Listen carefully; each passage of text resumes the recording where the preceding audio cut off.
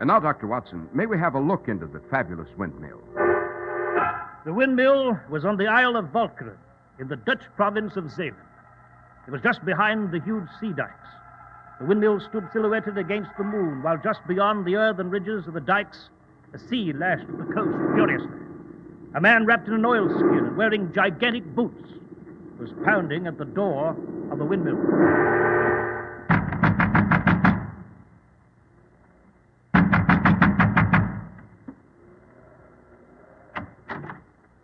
Yes? What can I do for you? I am the dike inspector. My name is Vaness. What do you wish, Inspector? I want to talk to you. It's very important. You can tell me here. You don't have to come in.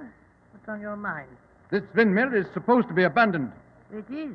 I just stopped by for a moment. Did you? Yes, I was thinking of purchasing the mill, of restoring it to an active basis. I see. This is the first opportunity I've had to look at the mill. I'm leaving in a moment. I shall return tomorrow in the daylight for a clearer view. Have you finished lying? What do you mean, Inspector? I will tell you the truth. The arms of the windmill are stationary. The mill does not show any lights. Everyone in the neighborhood has believed the mill is useless, deserted. So it is, during the day. Shall I continue? By all means, go on. Do go on. One night on my patrol, I came here to the window. I looked. I listened. You are using this mill for some kind of criminal business. People come here to see you. You give them papers, money. They are strange. They sneak in. They sneak out. They carry weapons. I'm terribly sorry I was so rude when you first knocked. Do come in, Inspector. I have an office upstairs. Perhaps we can discuss your discovery up there. All right. Let us go upstairs. Yours must be a pleasant task, Inspector. In the spring, yes, but in the winter, no. I should imagine the position is not very lucrative, Inspector. Not very. Then you might be interested in a few guilders to, shall we say, supplement your weekly pittance. I might be. I would be grateful if you would forget about this particular windmill. I have a few guilders in a chest at the top of this stairway. I'd be delighted to give them to you. How much? Here we are. Chest is over there. Say 1,000 guilders? Satisfactory? No. How much, then? 5,000. You've elaborate notions, Inspector. 5,000. Not 1 guilder less. I wouldn't be difficult if I were you. You cannot frighten me. I drive the bargain. I have only to report you to the police. I said 5,000 guilders. You're a stupid, meddling idiot. It would not be worth 1 guilder to buy your silence. I haven't any way of knowing that you would not betray me after you'd collected the money. Get out. You will not pay my price? I will pay nothing. I shall go to the police. Go on. Police headquarters is less than a mile away. You do not want to reconsider? No. Good night, Inspector. Good night. I must apologize for not accompanying you downstairs again. I'm rather busy. You do not have to be polite. Charming, these long, winding stairways in your Dutch windmills. Most picturesque. Convenient, too. Convenient? Yes. If I should want to do away with someone, for instance... If what? All that's necessary is for me to push them! Ah!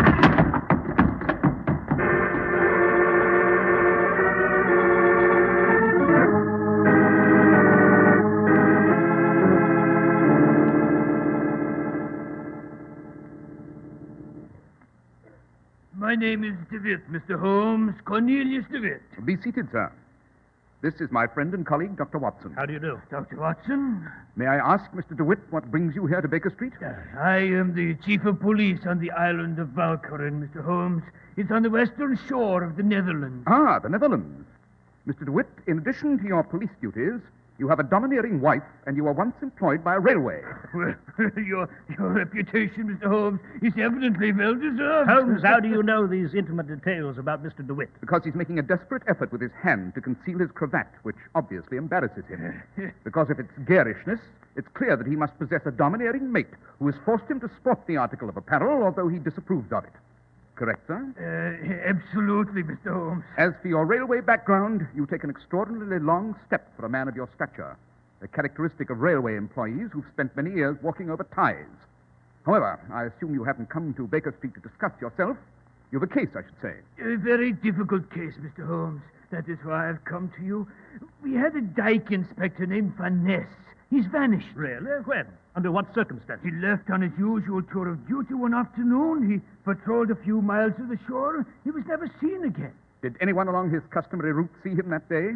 No one. Have you examined the patterns of his private life? Oh, very carefully. But Mr. DeWitt, it yielded nothing? Nothing. He was happily married.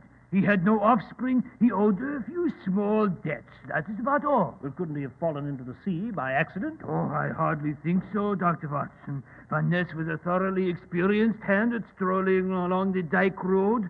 I cannot help feeling he met a band of thieves or murderers. Would you come to Valkyrie, Mr. Holmes, and help us find the poor chap? Most certainly, Mr. DeWitt. The disappearance of Inspector Van Ness has a pungent, irresistible odor of deep intrigue.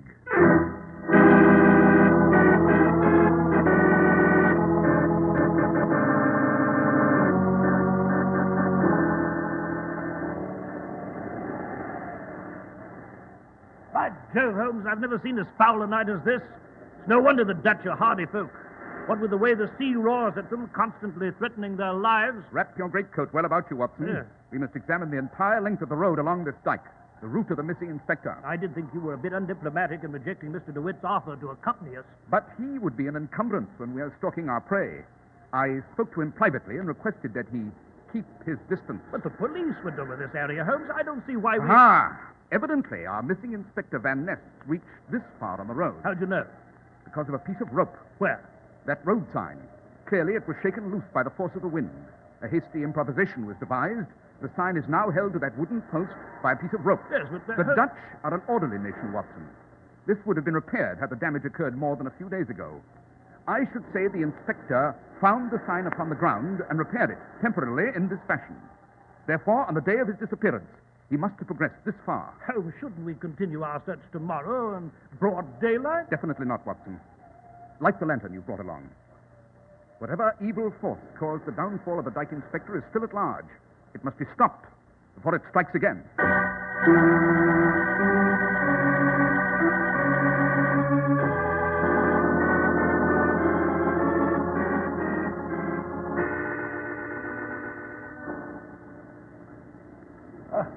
Oh, really, Holmes, we've walked quite a distance, you know. We've poked about in a dozen barns and windmills. I say let's repair to the nearest tavern. A crackling fire, some brandy, rest. I won't hear of it, Watson.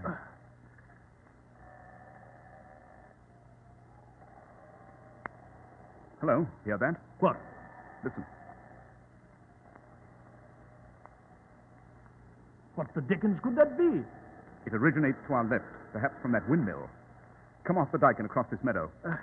Must you dash so quickly, Holmes? Yes, it does come from that windmill. Let's have a closer look. It looks abandoned to me. The windows are boarded up. The arms don't move. The wood on the sides is rotting away. There's the cause of the sound we heard. The door to the mill. It's open. It's swinging back and forth in this wind. Shall we have a look inside? Not just yet.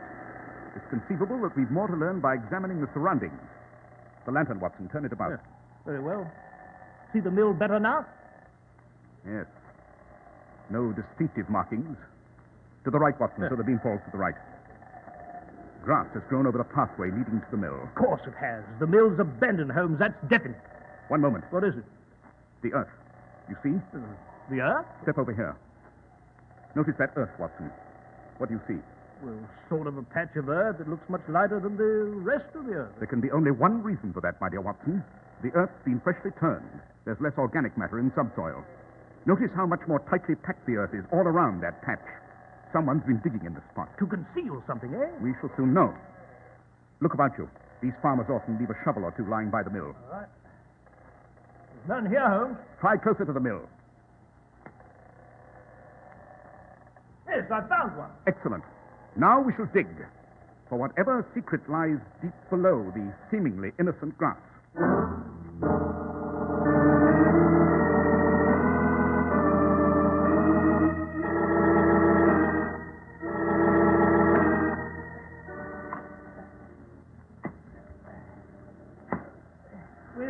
We've dug terribly deep, Holmes. Are you sure there might be something here? I've no doubt. This is a fantastic project. Here in the black of night, digging into the... Wait, the shovel. I feel something. Quickly, then. I'll just shovel this earth away. It feels soft. There we are. It's a human face. There's a body here. Yes. From the description provided us by Mr. DeWitt, I should say it's the body of the missing inspector. I'll push the earth away. Get it off of him. Body is bruised, lacerated. Yes. Spine snapped in two. Yes, monstrous death. Well, you've found Van Ness, Holmes. As for who did away with him and buried his body... The answer to that question lies just before you, Watson. Inside the abandoned windmill? Quite. You going in there now? Immediately? Or shouldn't we summon the authorities? That is not necessary. Yes, but Holmes, there's probably a homicidal maniac somewhere in that awful mill. Only a fiendish mind could have caused such a death. Yes, and we've a rendezvous with that mind. Shall we step inside? Here's the door.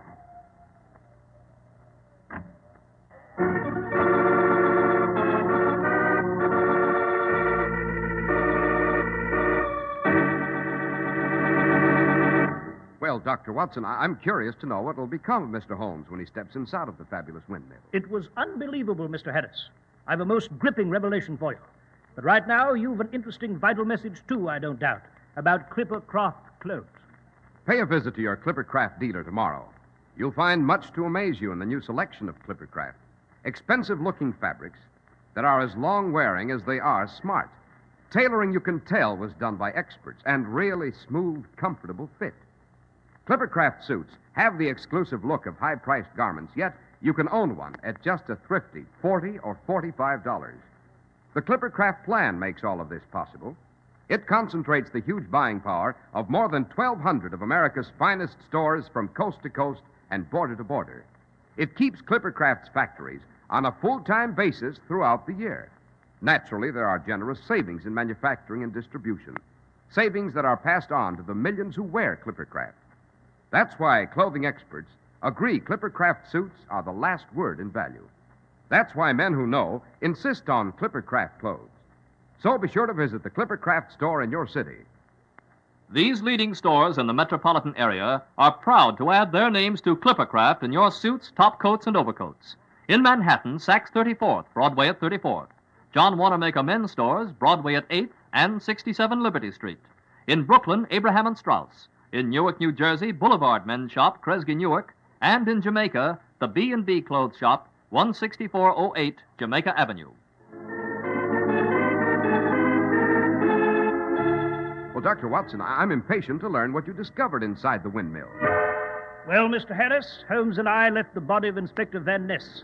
And in the dead of night, with just a flickering lantern to guide us, we cautiously opened the door of the deserted mill. What do you see in there, Holmes? A table, a few chairs, millstones. Come in, Watson. Close the door. Think there's anyone upstairs? It's likely. The killer? Yes. Look, there's a cabinet. I'll open it. Papers. Yes. The passports. Blank passports. Yes.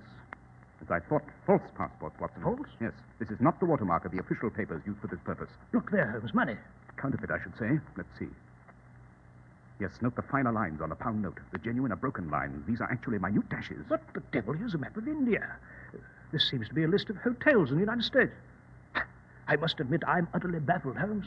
I suppose it makes sense to you, of course. Certainly. This leather book, names and addresses in it. Leopold Munkatzi, Zurich. Florence MacDonough, Glasgow. What is all this? These seemingly peculiar items, Watson, possess one characteristic in common. Travel. And what sort of travel? Illicit. Travel by fraudulent passports, by worthless currency. The travel of criminals. What we have here is a magnificent display of criminal talent. It requires considerable ingenuity to create these items so beautifully. The creator, I should say, awaits us at the top of the stairs. So let us mount them. Do you know who it is? Only one mind has the fertility to conceive of the plan that I believe this is, and the finesse to execute it.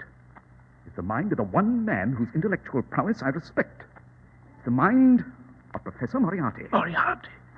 It's after him. No. We shall steal up quietly lest we disturb him. Yes, right you are. What are you pulling that rope for? I'm moving a pawn, Watson, in my endless game vis-a-vis Moriarty. Shall we go up? Yes, indeed. This confounded wooden stairway, it creaks so. Hey, hear a conversation, Holmes? Yes, do not proceed to the top of the stairs. Stop approximately 3/4 of the way up. We can eavesdrop. Yes, capital. Here we are. And how did you reach Holland, Ilona? I was in Budapest, Professor Moriarty. It was a macabre journey. After the funeral, when we buried my dear departed husband, I rode off in the usual black draped carriage. But my driver did not return to my home. Instead, we dashed for the border.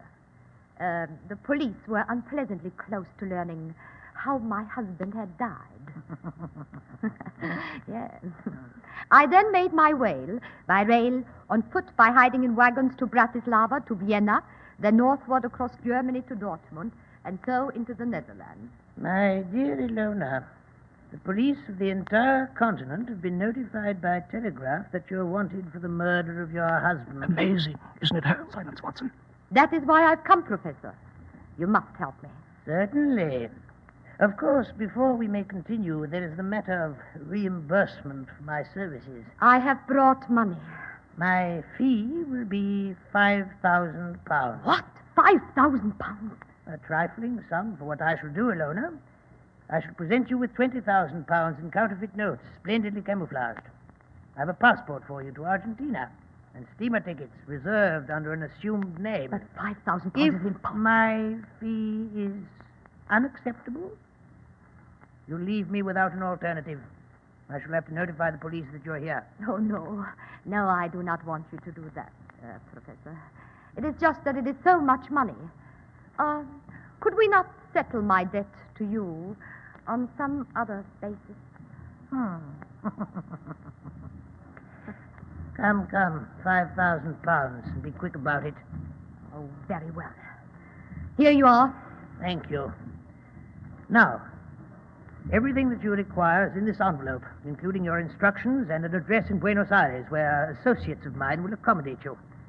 You'd better leave now. Your ship sails in the morning. She'll be coming down these stairs, Holmes. She'll see us. I realize that, Watson. Good night, Professor Moriarty. I shan't thank you. You've been more than compensated. Good night, Ilona. Bon voyage. Thank you. Oh, on your way downstairs, Yes? you might send up Mr. Sherlock Holmes, who's waiting just below. What? Yes, Moriarty, I did step into your trap. The door I deliberately left flapping in the wind to attract your attention, Holmes, and draw you into the mill. I thought you'd find it magnetizing. Who are these two? Ilona, my dear, this is the celebrated detective, Mr. Sherlock Holmes. Detective? No, never fear, never fear. As long as I have this gun, Mr. Holmes will not be a problem. His companion is Dr. John Watson. What are you up to, Professor? Be on your way, Ilona. Holmes and I have business together. Good night, my dear. Good night. Careful, Holmes. He'll shoot at the slightest provocation. Oh, no, Dr. Watson. I've much better plans. At the window, Holmes, I could not mistake the two figures on the road of the dike. So you left the door of the mill open, Moriarty, to lure us to it. I realized this was a trap from the moment I heard the door swinging in the wind. In so secret a place as this, extra precautions would always be taken to see that the door was locked securely. Your eagerness to meet me again, Holmes, will cause your demise. Will it, Moriarty? And I have devised a special means for you to die. I must compliment you, sir, on the magnificent criminal structure you've built in this mill. This windmill is an emergency exit for the men and women of the continent who are wanted by the police. is it not? Yes, yes. For an enormous sum, you provide them with passports, money, entry visas, customs declarations, information, arms, devious routes to the farthest and darkest corners of the earth, where they may find welcome obscurity. Even more, Holmes. I've clothing for them, disguises, chemical and medical equipment in this windmill to change their appearance. An endless cavalcade of forgers, traitors, arsonists, major and minor thieves, kidnappers, murderers pass through this windmill. And thanks to my genius, they will elude the stupidities of law and live on. Now, descend the stairs, Holmes. Go on. Surely you would not choose the ignominious death of being shot by an ordinary pistol, such as I have in my hand? Very well. I shall descend. What is that horrible noise? The wooden gears of the windmill, Doctor. The tremendous, powerful gears like a dragon's teeth, turning slowly as the wind makes the arms of the mill revolve. You may see them as you go down. Look at them closely. They are relevant to your death. Awe-inspiring sight, eh, Holmes? Yes, quite. Shall I tell you how you will die tonight? I shall force you, and later Dr. Watson, to step closely enough to those gears so that you become caught in them.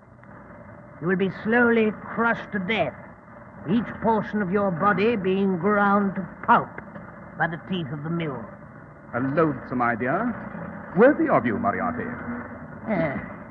Here we are, at the bottom of the stairway. The perfect spot for you to step toward the gears, Holmes. Perfect. Holmes, you may have infinite patience, but as for me... Sergeant Watson, don't be a fool, he'll shoot. Go on, Holmes. It's just a few steps toward the wooden gears. Once a portion of your clothing is caught, the rest is inevitable. Dr. Watson, don't turn away when he's caught. Even if you do not see what happens, you'll hear it. Well, I'm waiting, Holmes. Walk toward the gears. Just a few steps. That's it. One step. Two. Stop your gun! Police! Mr. DeWitt! Gentlemen, if you move toward me, I shall kill Dr. Watson. My gun's at his back. He's an ideal shield. Just don't fire, DeWitt. You'll kill Watson. I'm leaving by the same door through which you entered, officer. Back up, Dr. Watson. So kind of you to protect me this way. Go on, fire at him. I'll risk it. No, don't. Too dangerous. Good night, gentlemen.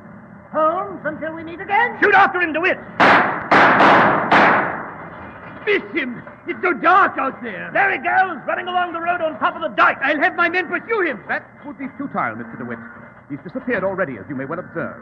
Your men would never find him. Moriarty is far too clever for an ordinary police force.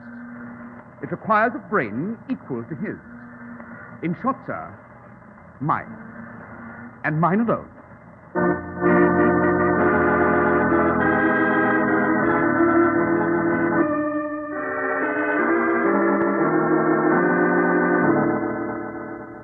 Well, Holmes, it's most reassuring to be safely back here in the flat at Baker Street. Have you heard from the Volcarin police? Yes, Watson. In accordance with my suggestion, they confiscated the entire contents of the Windmill. And that leather book of names and addresses, Moriarty's personal list of his clients, will be an infallible guide for the police of half a dozen nations to pick up divers scoundrels. Ilona, the murderess. Whatever became of her? When she left the mill, she walked instantly into the hands of DeWitt and his constable. Well, that's what I wanted to ask, Holmes. How did they find us at the mill? You'll recall my saying, Watson, that I spoke to DeWitt and requested that he keep his distance. I was not foolhardy enough to embark on the venture without expecting his assistance. We agreed that he and his men would patrol the original 3 miles of the late dike inspector's post, which they did. I promised to supply a signal as to our whereabouts the moment help was required. I see, and you did that by pulling the rope in the mill, eh? The rope releases the mechanism of the arms, Watson. There was a good wind. I knew the arms would then start spinning. That mill was supposed to be abandoned. I knew when DeWitt and his men saw the arms revolving in the deserted mill, they'd come a-running. Splendid, Holmes, splendid. Of course, I'll never know why each step as we go along is so difficult for me, yet so obvious to you. It depends upon your definition of the word obvious, my dear Watson. The obvious is that which is hardest to discern.